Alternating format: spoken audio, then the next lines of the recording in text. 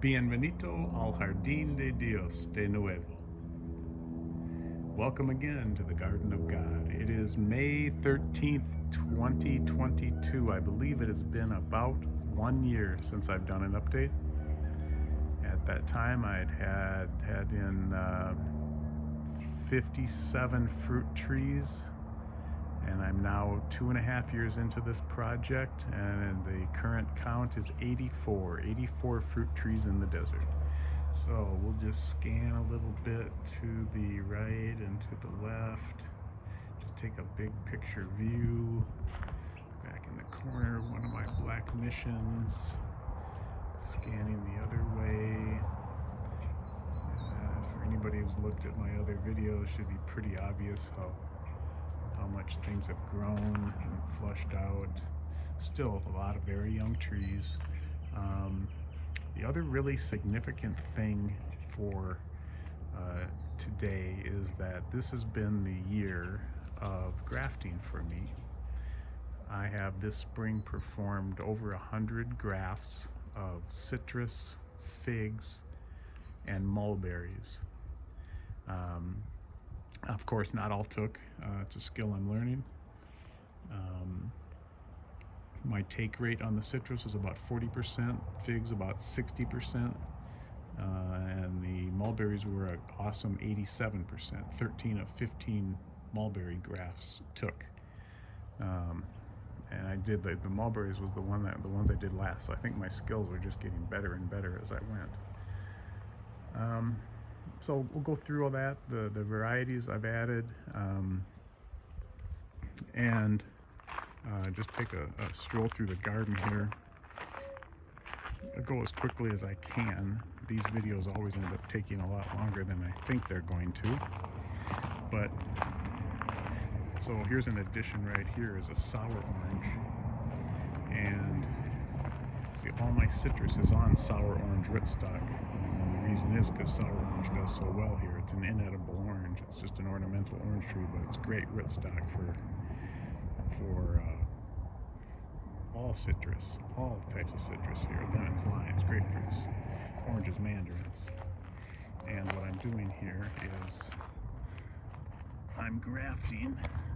This is one of my mini grafts. I'm turning the sour orange into a Washington navel.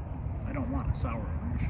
I want a fruit tree that I can eat. So I could have just bought a Washington navel from a nursery on sour orange rootstock. But I decided to do this one myself, and this way I can graft from my existing Washington navel tree, which is from known genetics. I know what the oranges are like. I know where I got it, and so this is guaranteeing me that I'm going to get for what I get off this will be great Washington navels. And put the real goal of this tree right here is to graft. It's just to let it grow out big as a Washington navel, and then I'll graft. Who knows? 10, 15 different varieties. Who knows what I'll do with it? Washington navels get big. I can do as many grafts as I want to it. All my citrus are really candidates for grafting.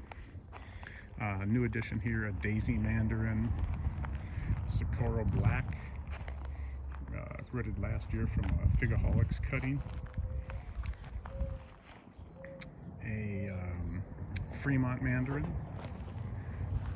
The Fremont mandarin has a 88-2. This is a graft of mandarin called 88-2, also called supernova. Just to take a time out here, one of the many things I'm doing, and the supernova is an early variety. One of the things I'm doing with my citrus is trying to extend the season. We know we can do November, December, January, February, March, 5 months. April's easy to add, 6 months. I want to see if I can extend it to 8 months. That's a stretch. I think I can get it to 7. But the point is, I'm doing two things with my citrus grafts. I'm adding cool new varieties. This is a Dancy. This back here is a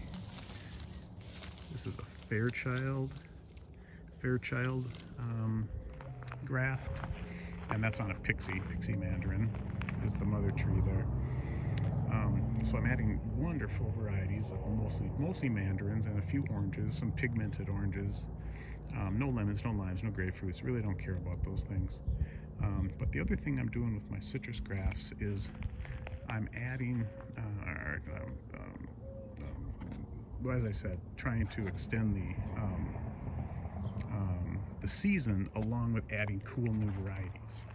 So stay tuned. I will talk about that more in the future. It's going to take 2 to 3 to even 4 years for that to play out, to get those varieties grafted in and grown out, and just see what I can do on extending my citrus season, possibly from October through May.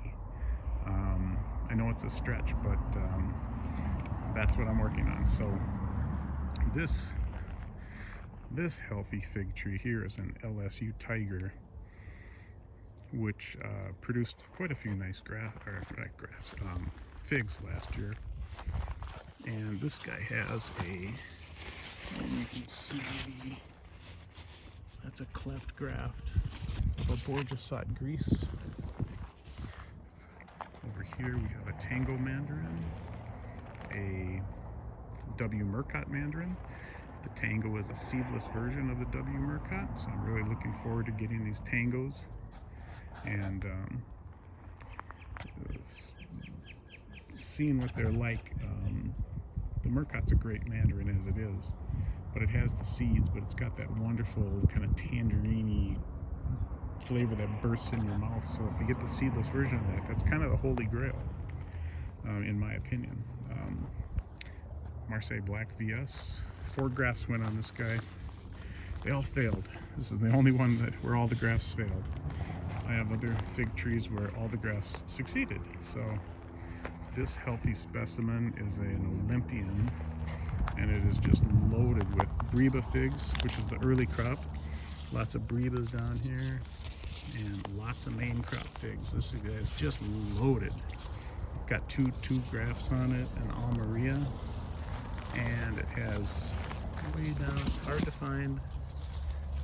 It's a WM1. That's a white Madeira number 1, which is a berry style fig, which I'm really excited for, to get to try that fig. Peachy Keen, yellow flesh peach, and behind it there is a Galaxy. That's a white flesh peach, donut shaped white. There's only one peach on that one. The Peachy Keen only has a couple of pieces of fruit this year.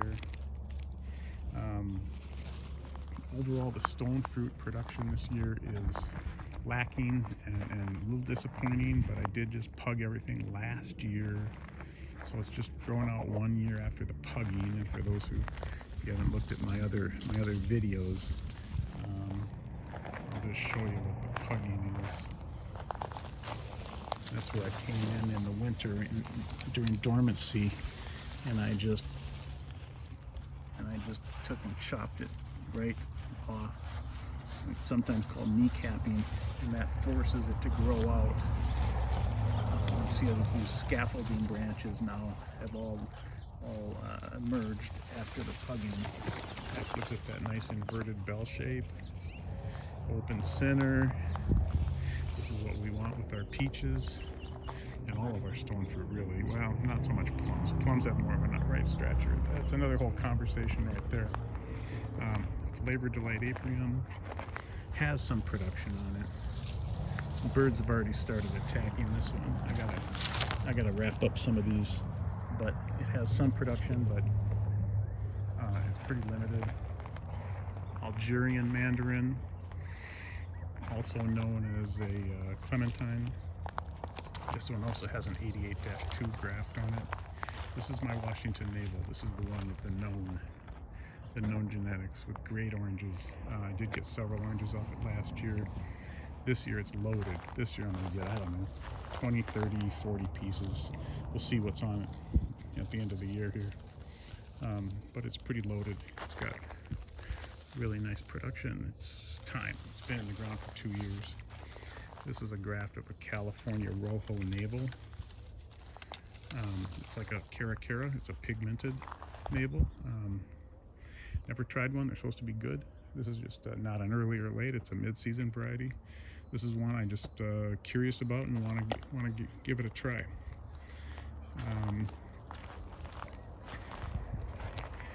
This is the honey mandarin. I've been buying honey mandarins here locally during the citrus season, and they are wonderful. So I'm really looking forward to getting some fruit off of this guy, and it has set fruit. All of my 15, well, let me see, of my 15 citrus trees, 11 have set fruit this year. 11, it's either 11 or 12. Florida Prince, no fruit production, just went in the ground as a bare root this year. It is replaced a Florida Prince that was there and went belly up. This is a gold nugget mandarin, been in the ground 2 years, set fruit this year, and I can't find any fruit on it. See, it appears to have dropped all of its fruit. I can't find anything. It's healthy, it's growing. I don't know what to make of it, so all I can do is sit on it for another year. This is an encore graft, encore mandarin. Encore as in, encore late after. Another late variety that's supposed to be really good. And we'll see how late it is and how much that extends my citrus season. Other grafts. Oh, the Dancy. I think I pointed out the Dancy and the Fairchild before. And this is my Keenau mandarin. This guy, let me take a look at this one from this direction with the sun to my back. This guy is just a champion. This is the champion of my citrus trees right now, along with the Washington Navel. But this guy's only been in the ground a year and a half, and it's just growing like a weed. This guy's in full native soil as well as the next one over is Mineola Tangelo, and they're both in full native, which I'm experimenting more with. Most of my trees are in augmented soil when I plant them, but the Mineola, I was also getting Mineolas here locally down in Mesa from local orchards, and my gosh, compared to store-bought, I mean, the Mineolas I was getting were just wonderful, so I'm so happy I have this tree now. Late Lane is it's a version of a Washington Navel that ripens about 2 months after a Washington Navel. So this is another late entry to my collection to try to extend my citrus season. Here we've got a nice graft taking very well. I can't remember which, this was an encore. Yeah, that's the encore. And we also have another Late Lane here. This one's doing really well. I think that covers all the varieties. There's 6 new varieties here of citrus. 2 of them did not take. I had a Keenau and what's called a Bocosa Maltese Blood Orange, which I was really super excited about, but all my grafts failed, so we'll try it again next year. Tarocco Blood Orange right there. LSU Scott's Black Fig, underperformer. Probably going to graft that next year somewhere else, and possibly I have like 3 candidates right now to be ripped out. That's one of them right there. Moving on. Oh, wait a minute. Eva's Pride Peach. Eva's Pride has got some decent fruit set on it. You have to look close until they start turning color. These peaches are fairly well hidden from everyone, me and the birds. This one has some decent fruit production. Like I said, the stone fruit production for this year is limited and a little disappointing, but we'll continue to wait another year. 3 figs in 1 hole. We got a Cadota replacing a Cadota that died. Peter's Honey's got some fruit set on it. Peter's Honey has grafts of Golden Riverside and Mavrasica.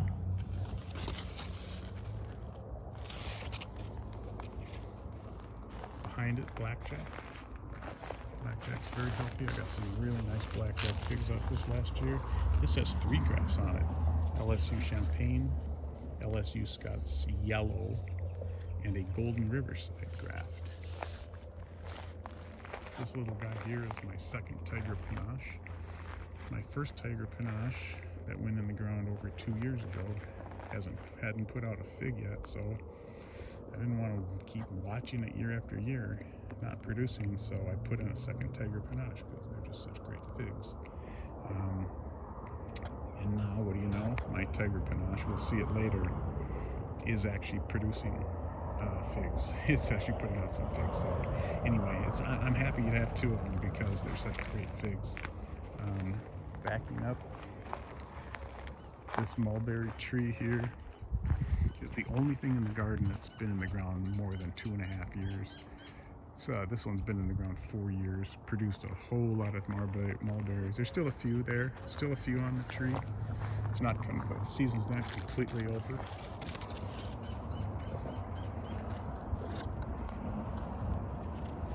But it is coming to an end here. Now, I have 3 Pakistani mulberries. I put 5 new varieties, grafted 5 new varieties to each of the 3 Pakistani mulberries. The reason I have 3 is I'm using them as shade trees. And they produce fruit too, so that's, you get the double bonus. So,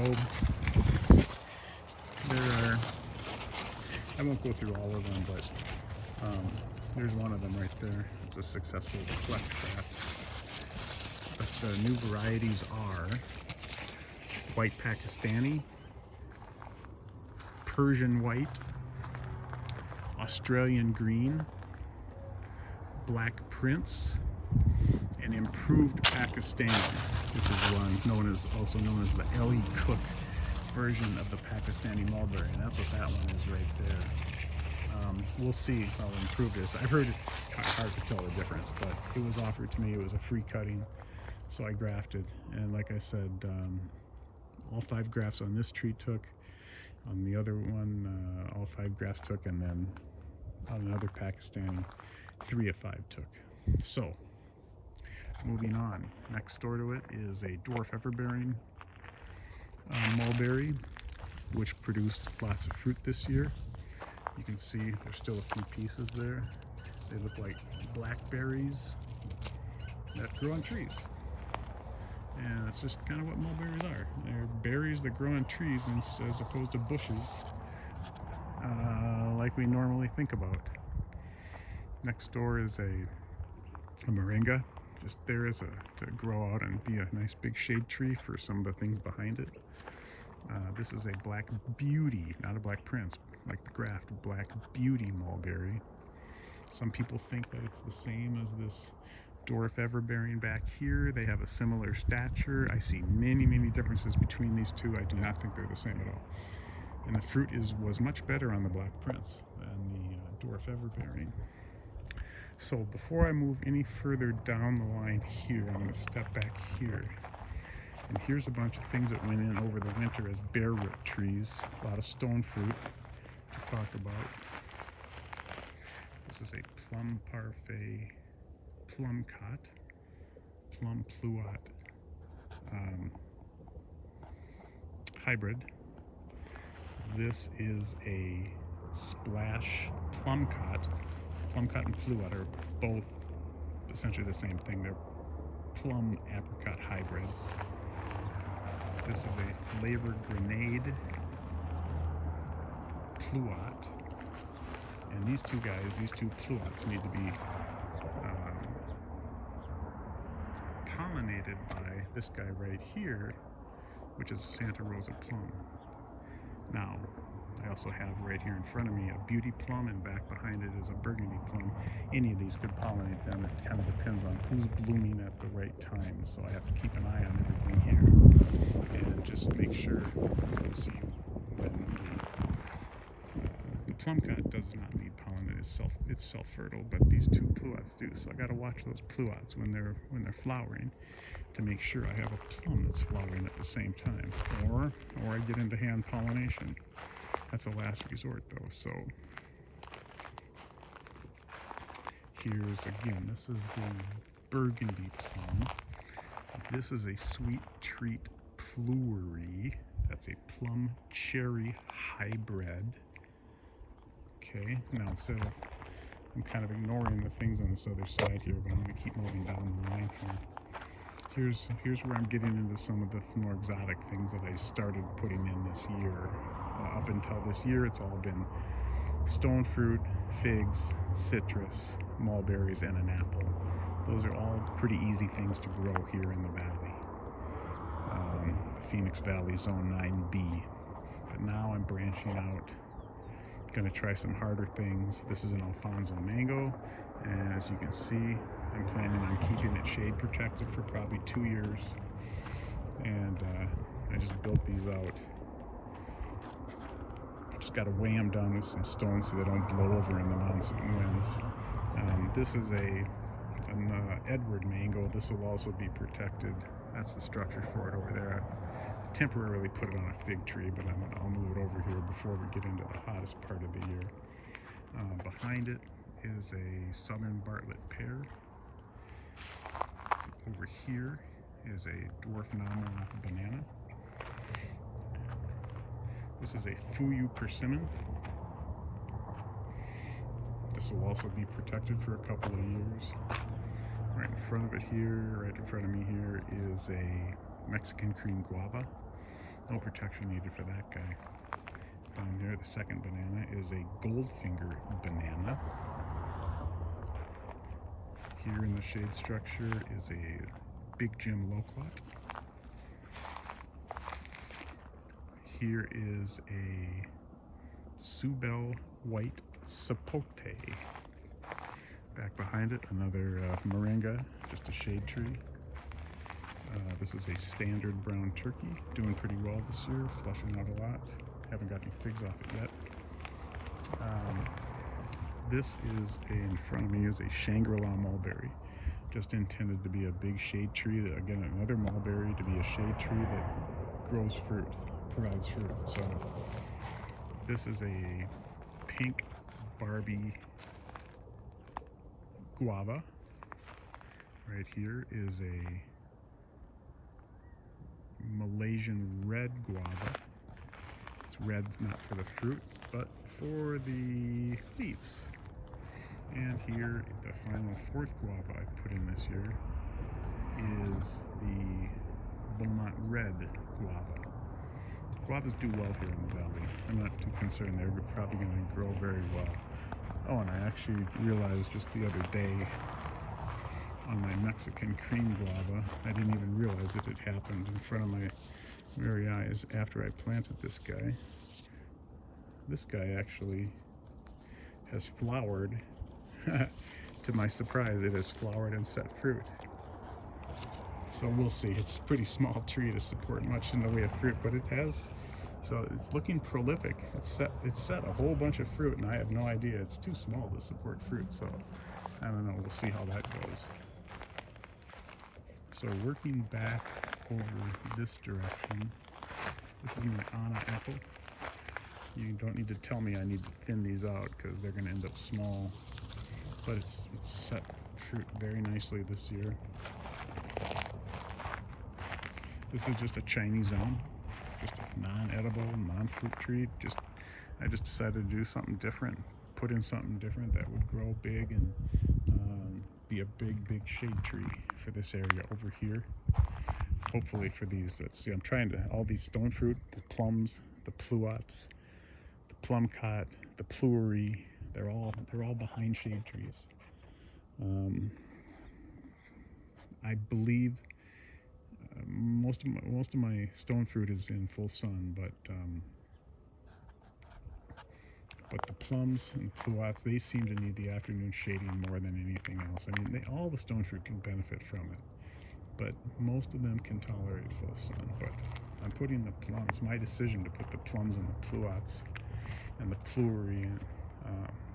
behind some shading. This is one of my 3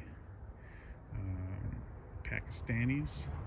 So I've covered everything on the right here, and then before I move back to the final area with all the figs, I realized I kind of blew past this area and didn't go over the stone fruits. This is where not all, but it's all stone fruit in this area except for a mulberry and a moringa.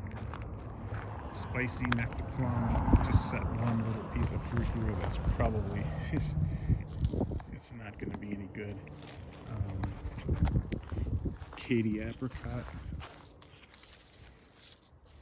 has set just like, it's only like 3 pieces, so but I look forward to getting a hold of those and seeing how they are. May Pride peach has done very well, set a lot of fruit.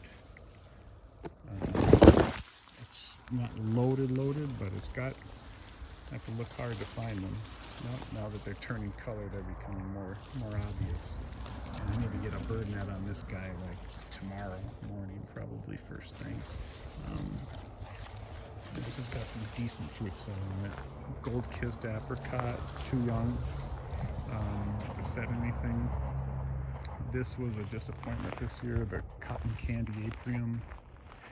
I really wanted to get some fruit off this guy. It did not set no fruit this year, so don't know. It might be a chill hour thing with this one. I'm gonna have to keep an eye on this one next year and beyond. Hopefully we get some fruit off that. This is a second flavor divide aprium. My first one that I already showed you guys got really hurt in the scorching summer of 2020 we had. I thought it was going to die for sure, so that winter I replaced, I put in a new one in this spot, and sure enough the original survived. But this one has some significant fruit set on it, so that's really nice. I also need to get a bird net on this one. Summer Delight aprium just went in the ground as a bare root this year, so definitely no fruit.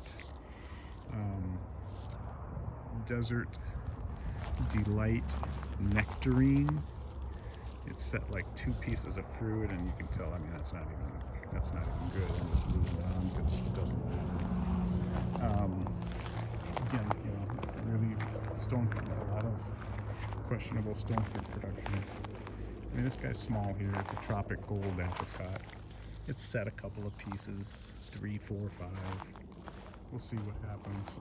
Lecot aprium, no fruit this year. And finally, the last stone fruit is the Tropic Snow White Flesh Peach. This one's from RSI, and I'm becoming a fan of RSI trees because this guy's loaded. This guy is just loaded with fruit. He's heavy, so that's wonderful. So onto the fig area. Everything over here is figs except for there's a Shangri-La mulberry over there. Otherwise, this is where the majority of my fig trees are. It's an Italian honey. It has grafts of Barbera branca, green Greek, CDD mutante, and CDD, that's Col des Dames Noir. I'm very excited about all those varieties. This is my best black mission of three black missions I have today. This guy's a champion. It's just grown out. This guy provided dozens of really great fruit last year.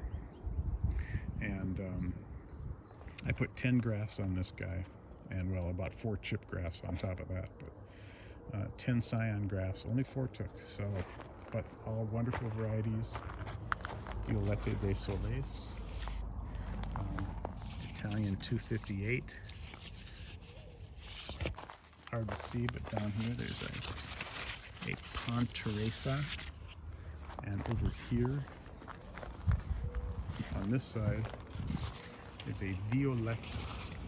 The reason for the foil is originally covers the scion for the first 3-4 weeks, keeps it out of the full sun, and after that I take them off. I take the foil off, and then I leave it as a deterrent to keep birds from landing. You don't want the birds landing on your grafts because it will break them off, and I already had that happen once to I lost a black Madeira graft. I didn't see it happen, but I'm sure it was a bird landing on because the graft was solid. Improved Brown Turkey has grafts of Almeria and LSU Scots Yellow. A Texas Everbearing fig with grafts of Genovese Nero AF and 2 Martinica Ramada grafts that have taken 2 grafts. Got a Bass's favorite fig, BFF, right here. That it's interesting. The graft is solid, the union is good, but nothing has budded out here. I don't think this one's going to succeed, but usually when they fail, the scion will just fall off, and it hasn't. So I don't know what to make of this one. Down here we've got a chip bud of a Bebera Branca that's showing green. Another chip bud down there of a Borges Hot Negro Ramada that's not showing anything. Here we have 2 Desert Kings. 2 Desert Kings in the ground this year, actually 3 total, but 2 right here. And these are strictly, these don't produce great figs here in the valley. The main crop figs require the pollination wasp, which we don't have here, so they'll all fall off anyway. These are here strictly because they're super vigorous growers, and they're great rootstock for grafting. So these are all for just probably graft, who knows, 10 to 20 different varieties of figs that I will graft to these Desert Kings in the future. And here's that other shade structure that belongs on the mango, but this is my 3rd Desert King that just hasn't been happy since I put it in the ground. Comes from known genetics. The guy who I got it from air layered it, and the Desert King it was air layered off was super vigorous. But boy, it didn't like it when I put it in the ground. I think it just the sun got to it, but I think it's gonna make it. Over here we got 2 figs in one hole. Got a little ruby, which is a dwarf. Just went in the ground last year and put out a whole bunch of figs, and it does have a bunch of figs on it right now. And the next to it is a Negroni, also known as a Violette de Bordeaux, VDB, commonly abbreviated as. It has a Paponi graft. That's a striped fig. So I have a total of 4 striped figs, possibly 5 now, depending on if a chip bud takes for a CDD Ramada. And that's a Figo Prado chip bud there. There was a Figo Prado graft here that failed. There was a Madeira Island Black here that failed. And so I got a Madeira Island Black chip bud there as well that's not showing any progress. Going back, the back corner here. This is my 2nd Black Mission tree. And whoops, I realized I've been putting my fingers in front of the camera. Sorry about that. This has 4 grafts. 3 of them are successful. One of them is questionable. We got a chip bud there that's not showing any life. A Black Madeira. That's a red Lebanese Becca Valley. The graft is a raspberry latte. Down there is a graft of LSU purple. Here's another Bebera Branca. Again, one of these grafts that's solid, but yet it's not budding out. This is a RGR, Robert's Golden Rainbow, a honey style fig, yellow, big, very good. I've actually had a Robert's Golden Rainbow before, so I'm really excited about that one. This is my Isha Green, the 2nd candidate to be ripped out because it's been unproductive. It is finally producing some figs this year, but it's on the bubble as far as whether I'm going to keep it. I did graft to it, but this is Yellow Longneck, which is believed to be the same as Robert's Golden Rainbow. We'll see. Down there, you can barely see it, but there's a graft of another raspberry latte graft. Now moving over here to the shade structure. Here's my 3rd candidate that's on the bubble, could be ripped out, as LSU Purple. That's why I grafted the LSU Purple over to I grafted this guy over to a Black Mission over there, because I don't want to rip anything out. without preserving the genetics and preserving the variety. This is my original Tiger Panache that I talked about. This is the one that's been underperforming for like 2 years now. It looks great. It looks great. It looked great last year, but it didn't produce any figs.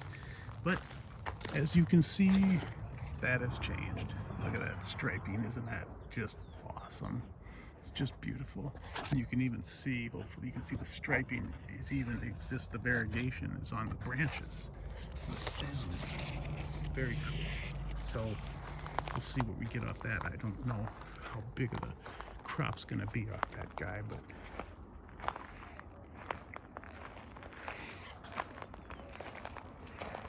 Chicago Hardy produced quite a few figs last year. It's looking pretty good for this year. This has a graft Mavrasica. Down there's a graft that failed. Galicia Negra. I was excited about that variety. They all failed. All my 2 different Galicia Negra grafts failed. And this is finally, this is my LSU Champagne. It grew well last year. Didn't produce any figs. Kind of stalled in its growth mid-year, but now it's looking really good. It's loaded with figs. So yeah, this guy was on the bubble, but no longer. This is a keeper. And it's got 3 grafts on it. Golden Riverside that's taken. Another RGR, Robert's Golden Rainbow, that's taken. And over this is a Tiger Panache graft that took well. And that's grafted from this guy here, right over to here, just because, again, prior to this year, at the beginning of this year, depending on how this guy performed, this guy was on the bubble for keeping. I wasn't sure if I'd keep it or not.